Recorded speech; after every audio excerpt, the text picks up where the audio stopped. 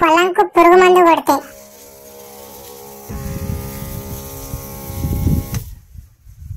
ఈడేంది పిచ్చోడు పొలంలో కొట్టే మందు గెట్టుకు కొడుతున్నారని ఆలోచిస్తుర్రా?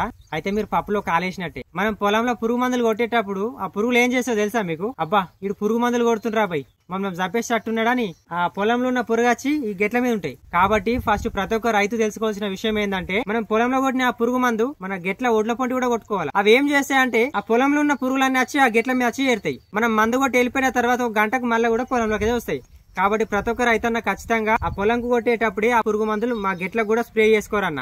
మాటికి మన పొలానికి రోగాలు రావడానికి గల కారణం ఇదే. రైతులందరూ ఏమనుకుంటారంటే, అబ్బా వేలకు వేలు పెట్టి మంచి మందులు తెచ్చుకొట్టినా నీ అబ్బా పొలంలో పురుగు చస్తలేదే అనుకుంటారు. ఆ పురుగు చావకపోవడానికి గల కారణం నువ్వు మందు కొట్టే టైంలో అవంతా వచ్చి ఒడ్లకి చేరుతాయి. కాబట్టి ప్రతి ఒక్క రైతన్న పొలంలో కొట్టుడే కాదు, ఒడ్ల పంట కూడా మందు స్ప్రే చేసుకోరి, మీకు అప్పుడే ఫలితంగా అనిపిస్తుంది. ఓకేనా?